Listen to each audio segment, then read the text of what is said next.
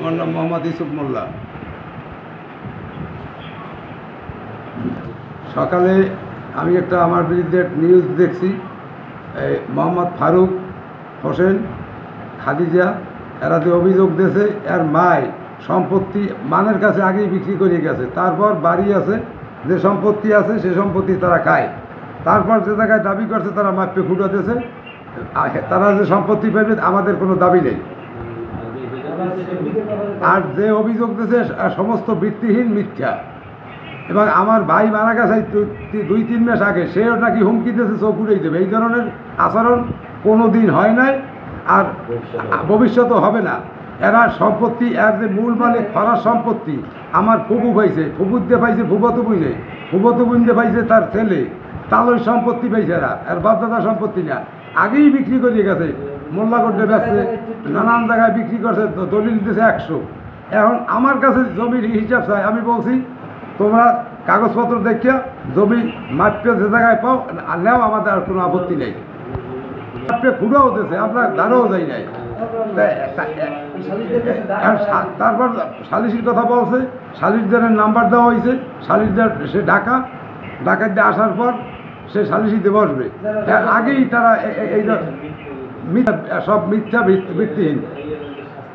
এই বিচার চাই। মানুষের মান কেন খালি মারবে? এই বিচার চাই আমি। মিথ্যা, তারা নানান ষড়যন্ত্র করতেছে, মহিলাকে কেস দেবে, তারপর অনেক কিছু মামলা, মিথ্যা মামলা টামলা করবে, হয়রানি করবে, এই ধরনের হুমকি টুমকি দিতে আছে। এটা আছে ফারুক, খাদিজার ভাইয়ের পুতের বউ, বোন পুতের বউ। হে আর আইসে জমি আমার মধ্যে পাইবে, জমি বেচছে সব বাইরাই। আমি জমির কার কাছে বেচছে নাম কই, হামেশ হিকদার 1 নম্বরে, 2 নম্বরে গনি হিকদার, 3 নম্বরে লতিফ ডিলার, 4 নম্বরে বাস্তু মোল্লা, 5 নম্বরে মাতাব মোল্লার বোন বুলু, 6 নম্বরে হক, 7 নম্বরে দলুবেড্ডা, 8 নম্বরে খালে খলিফা। এক কাছে জমি বিক্রি করছে আমার ফুবু এবং ফুবতো বইনেরা। এখন আমার বাপদাদার সম্পত্তি আমার মধ্যে হয়েছে ফরাস, তালের সম্পত্তি। এখন এই হিসেবে আমার কাছে চাই। তারপর বলছি তোমরা মাপে খুঁড়াতেছে, বেশ আপত্তি নেই, বেশ খুঁড়াতেছো তোমরা নাও। তারপর আমার চাষা মুরব্বী সে বলছে সিজন আসুক, মাপিয়া খুঁড়ে দেবো। এই সম্পত্তি নিয়ে আদালত চলে, ওরাই সম্পত্তি বিক্রি করছে বাসুমলার কাছে।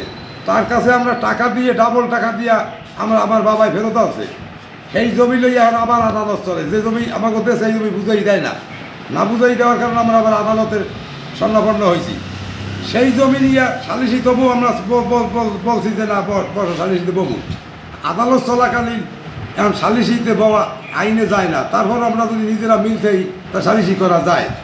এখন যে পরিস্থিতিতে গেছে, আমার নামে 7 ধারা করবে, এই রেপ কেস দেবে, লুট কেস দেবে, ডাকাতি কেস দেবে, খুন জম বিভিন্ন হুমকি দিতে আছে।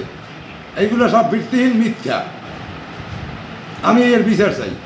এবং আমার ভাই মারা গেছে 2 মাস আগে, হেও হুমকি দেয় বলে সিদ্দিক মোল্লা, খলিল মোল্লা আমার ছোটো ভাই, হেও হুমকি দেয়।